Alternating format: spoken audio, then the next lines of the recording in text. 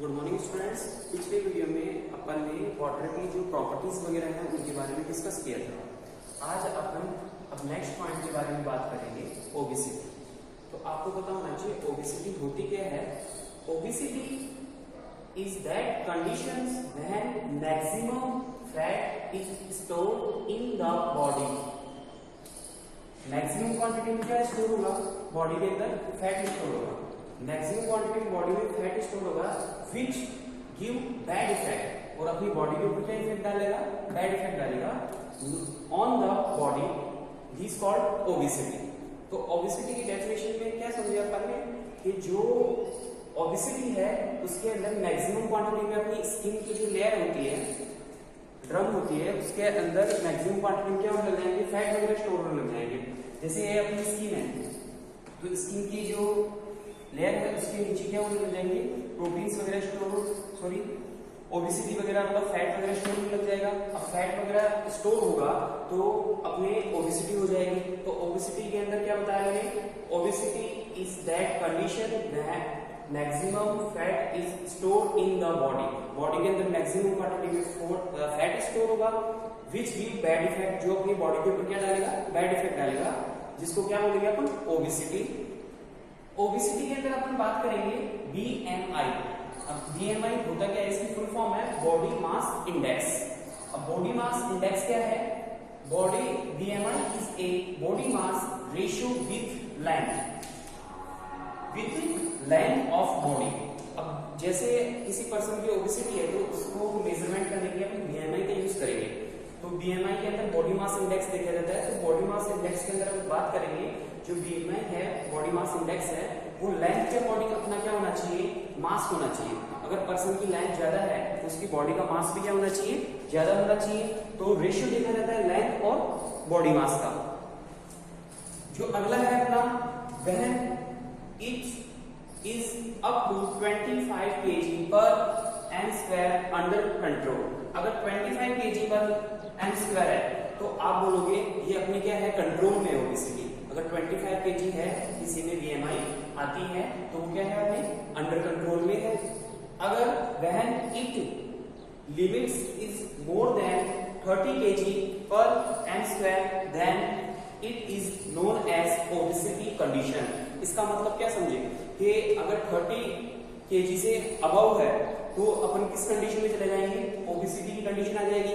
अगर 25 से मोर होगी तो अपन ओबेसिटी नहीं होगी अपने।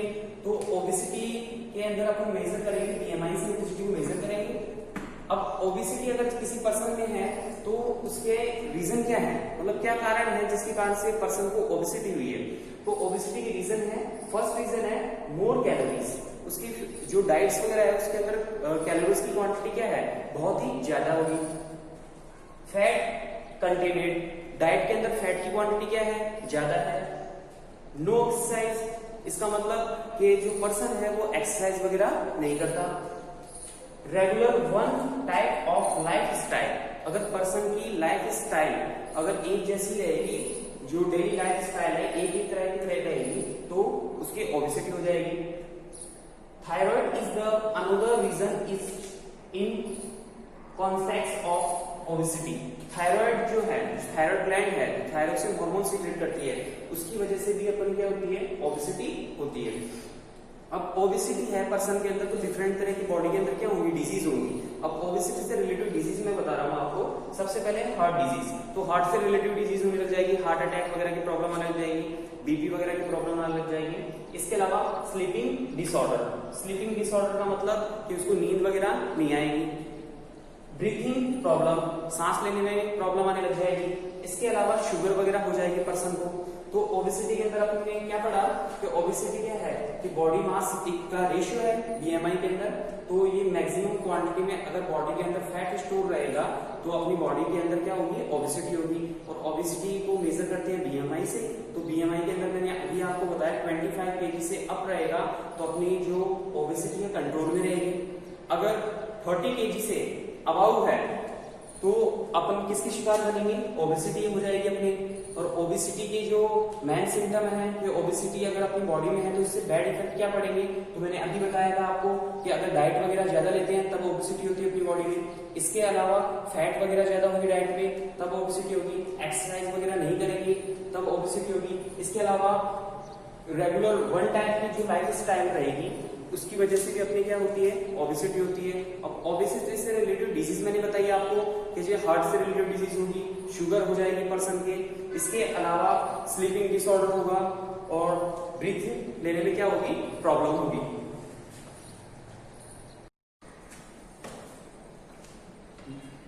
हाँ, अभी अपन ने डिस्कस किया था ओबेसिटी के बारे में, तो अगला पॉइंट है अपना ब्लड प्रेशर। अब ब्लड प्रेशर होता क्या है, जिसको शॉर्ट में अपन क्या बोलते हैं, DP. The pressure of the blood extreme on the wall of the blood vessels is called blood pressure. इसका मतलब क्या समझे आप, जो ब्लड जो अपनी हार्ट के थ्रू बॉडी में जो ब्लड पंप होता है, जैसे ही हार्ट पंप करेगा तो ब्लड क्या निकलेगा, फ्लो होगा। तो ब्लड किसमें फ्लो होगा, ब्लड वेसल्स में। तो ब्लड वेसल्स की जो वॉल है उसके ऊपर क्या क्रिएट होगा, प्रेशर क्रिएट होगा, और उसको ही अपन क्या बोलते हैं, ब्लड प्रेशर बोलेंगे। तो इसमें मैंने आपको बताया the pressure of the blood extend on the wall of blood vessels. तो ब्लड वेसल्स की जो वॉल है उसके ऊपर क्या क्रिएट होता है, प्रेशर क्रिएट होता है, और उसको ही क्या बोलते हैं हम, ब्लड प्रेशर बोलते हैं। तो ब्लड प्रेशर के अंदर आपको पता होना चाहिए, जैसे ही ब्लड वेसल्स के अंदर ब्लड फ्लो होगा तो उसकी जो वॉल है उसके ऊपर क्या क्रिएट होता रहता है, प्रेशर क्रिएट होता है। उसको अपन क्या बोलेंगे, ब्लड प्रेशर बोलेंगे। अब normally it is measured radial arteries present in each arms arise from aorta. अब नॉर्मली इसको जो ब्लड प्रेशर को मेजर करते हैं उसके लिए मेजरमेंट करने के लिए कौन सी आर्टरी होती है, रेडियल आर्टरीज प्रेजेंट होती है, और दोनों जो ईच आर्म्स वगैरह में प्रेजेंट होती है, जिसके द्वारा आप क्या करते हैं, ब्लड प्रेशर को मेजर करते हैं। तो आपको पता होना चाहिए जो रेडियल आर्टरीज है वो प्रेजेंट होती है, उससे ब्लड प्रेशर को मेजर करेंगे। Stephens has 1733 measure blood pressure on horse. सबसे पहले जो साइंटिस्ट थे स्टेफेंस हेल्स ने 1733 के अंदर मेजरमेंट किया था, बीपी को, ब्लड प्रेशर को मेजर किया था। किसने किया था, हॉर्स के अंदर मेजर किया था। कैल्कुलन हैंड्स डिफाइन द बीपी। कैल्कुलन हैंड्स ने डिफाइन किया था सबसे पहले किसको, बीपी को, ब्लड प्रेशर को डिफाइन किया था 1983 में इन्होंने डिफाइन किया। अब जो ब्लड प्रेशर है वो कौन सी इंस्ट्रूमेंट से अपन मेजर करते हैं, तो मेजरमेंट करने के लिए इसका इंस्ट्रूमेंट का नेम है स्टेगनोमैनोमीटर। स्टेगनोमैनोमीटर इंस्ट्रूमेंट है जिसके द्वारा ब्लड प्रेशर को मेजर करते हैं। नॉर्मली जो ब्लड प्रेशर है वो 120 mmHg और मिनिमम है 80 mmHg।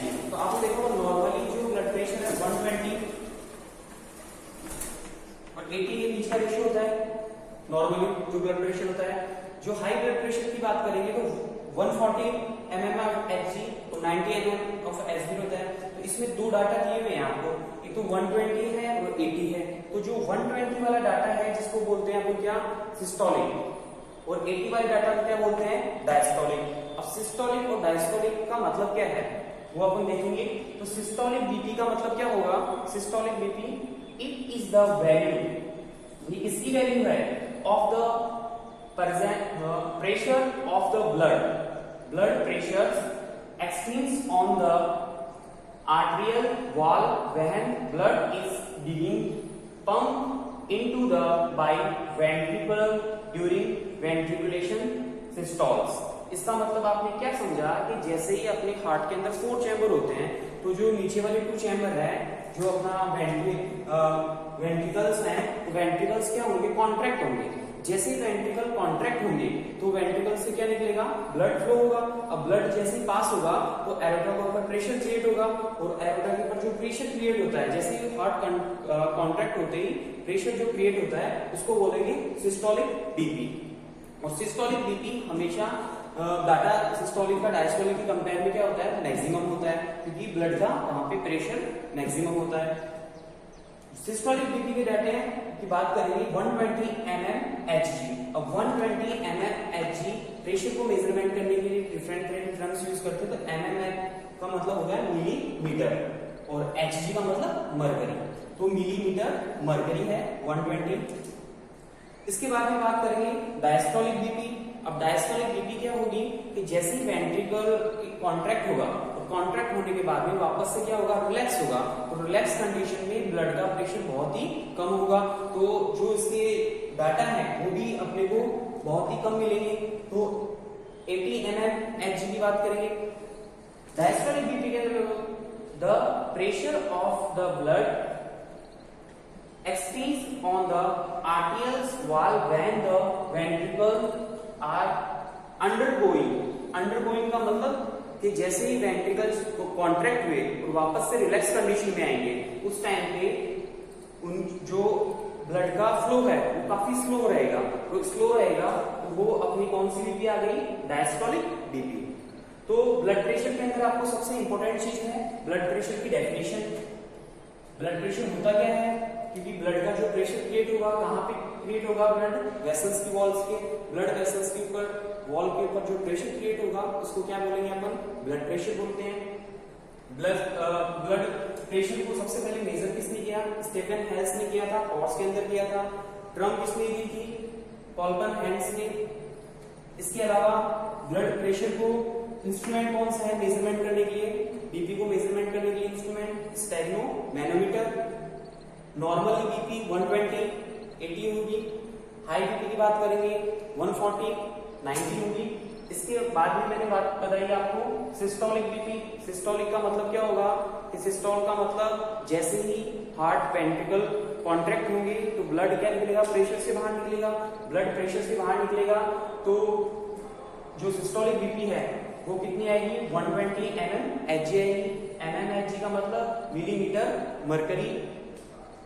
डायस्टोलिक की बात करेंगे तो जैसे ही वेंट्रिकल कॉन्ट्रैक्ट हुआ उसके बाद में क्या होगा, रिलैक्स होगा। रिलैक्स कंडीशन में जो ब्लड का फ्लो है काफी स्लो रहेगा, और स्लो रहेगा उसको क्या बोलेंगे अपन, डायस्टोलिक बीपी। डायस्टोलिक बीपी आपको 80 mm Hg की बात करते हैं। इसके अलावा डायस्टोलिक, सिस्टोलिक और डायस्टोलिक बीपी के अंदर सबसे जो डाटा है वो सिस्टोलिक के क्या होते हैं, मैक्सिमम होंगे, और डायस्टोलिक के क्या होंगे, मिनिमम होंगे। इसके अलावा अब बात करेंगे low blood pressure, high blood pressure की।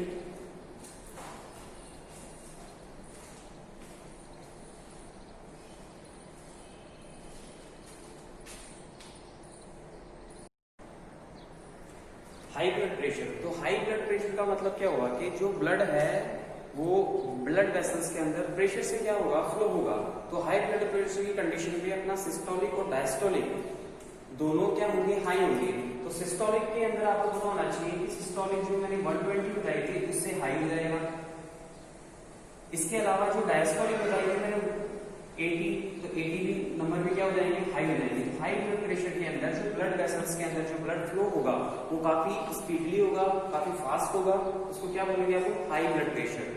जबकि लो ब्लड प्रेशर में क्या होगा, जो ब्लड वेसल्स हैं उसके अंदर प्रॉपर अमाउंट में ब्लड की सप्लाई नहीं हो पाएगी, काफी स्लो हो जाएगी, जिसके कारण से डायस्टोलिक और सिस्टोलिक और डायस्टोलिक दोनों जो डाटा है वो काफी कम आएंगी। तो जो अपने 120 नॉर्मल होना चाहिए सिस्टोलिक, उससे क्या हो जाएगा, काफी लो आ जाएंगे, 120 से नीचे रहेगा। और जो 80 है डायस्टोलिक वो भी क्या होगा, नंबर काफी कम हो जाएंगे। तो हाई ब्लड प्रेशर के अंदर आप बोलोगे सिस्टोलिक और डायस्टोलिक दोनों ही क्या नंबर क्या होंगे, इंक्रीज होंगे। और लो ब्लड प्रेशर के अंदर आपको पता होना चाहिए जो सिस्टोलिक है और डायस्टोलिक है वो दोनों क्या होंगे, नंबर कम होने लग जाएंगे, जिसके कारण से प्रॉपर सप्लाई नहीं हो पाएगी ब्लड की। अब बात करेंगे अपन effect of high blood pressure. Body के ऊपर इफेक्ट क्या पड़ेगा हाई ब्लड प्रेशर का, तो अगर बॉडी के ऊपर अगर ब्लड प्रेशर हाई है तो उसका फर्स्ट इफेक्ट है sudden and attack pain in chest. अचानक से चेस्ट वगैरह में क्या होने लग जाएगा, पेन वगैरह होने लग जाएगा। इसके बाद में जनरल टायर्डनेस, नॉर्मली टायर्डनेस वगैरह महसूस करेंगे अपन, थकान महसूस करेंगे। हार्ट अटैक की पॉसिबिलिटी बनेगी। तो हाई ब्लड प्रेशर रहेगा तो हार्ट अटैक की पॉसिबिलिटी ज्यादा बनेगी। इसके अलावा अपनी टायर्डनेस महसूस करेंगे, चेस्ट वगैरह में क्या होगा, पेन होगा। इसके बाद में बात करेंगे जो effect of high BP on body. तो हाई बीपी की मैंने बात कर ली थी, तो इसमें अपन बात करेंगे लो बीपी। तो लो बीपी रहेगी अपनी जब लो बीपी रहेगी तो उस टाइम पे अपने जो ब्लड वेसल्स वेंट्रिकल से जो ब्लड पास होगा वो काफी स्लो होगा, और स्लो होगा तो जिससे बीपी होगी अपनी क्या, लो बीपी। अब लो बीपी के इफेक्ट क्या पड़ेंगे, तो लो बीपी के इफेक्ट हैं oxygen does not reduce the tissue and organ, कि भाई प्रॉपर अमाउंट में ऑक्सीजन की सप्लाई नहीं हो पाएगी अपने टिश्यू के पास, ऑर्गन के पास। अब ऑर्गन के पास प्रॉपर अमाउंट में ऑक्सीजन ब्लड फ्लो नहीं हो पाएगा तो उनको प्रॉपर वो फंक्शन नहीं कर पाएंगे, और अपनी बॉडी की जो इंपॉर्टेंट ऑर्गन है, लीवर है, किडनी है, ब्रेन है, इनको प्रॉपर अमाउंट में ब्लड नहीं मिलेगा, तो ब्लड नहीं मिलेगा तो प्रॉपर एक तरीके से ये फंक्शन नहीं कर पाएंगे, लास्ट में क्या हो जाएंगे, फेल हो जाएंगे। अगला पॉइंट है causes of high BP. High BP का कॉजेज क्या है, किसकी वजह से हाई बीपी होगी अपनी बॉडी में, ओवर ईटिंग, अगर जरूरत से ज्यादा खाना खाएंगे उसकी वजह से अपनी बीपी क्या होती है, हाई होती है। सेकंड है eating too much of oily, fatty और जंक फूड। इसका मतलब क्या हुआ, अगर अपनी डाइट के अंदर मैक्सिमम क्वांटिटी में ऑयली सब्सटेंसेस ईट करते हैं, फैट ईट करते हैं, इसके अलावा जंक फूड ईट करेंगे तो अपनी क्या होगी, हाई बीपी होगी। थर्ड पॉइंट है अपना ईटिंग स्पाइसी फूड। अगर डाइट के अंदर अगर स्पाइसी फूड खाएंगे, इसके अलावा पिकल, अचार वगैरह, टू मच स्वीट्स, शुगर, अगर इनको ज्यादा ईट करते हैं तो अपनी जो ब्लड प्रेशर है वो क्या होगा, हाई होगा। स्मोकिंग एंड ड्रिंकिंग, अगर स्मोकिंग और ड्रिंकिंग करेंगे तब भी बीपी क्या होगी, अपनी हाई होगी। डूइंग नो फिजिकल एक्सरसाइज, अगर एक्सरसाइज वगैरह नहीं करेंगे तो अपनी क्या होगी, हाई बीपी की पॉसिबिलिटी बनेगी। तो इस अभी अपन ने क्या क्या पढ़ा, effect of high blood pressure, low blood pressure और कॉजेज ऑफ हाई बीपी। तो इसको अच्छे से आपको प्रॉपर तरीके से बुक्स वगैरह में भी फॉलो करना है, और जो अभी आपको मैंने बताया उसको भी आपको फॉलो करके स्टडी करना है।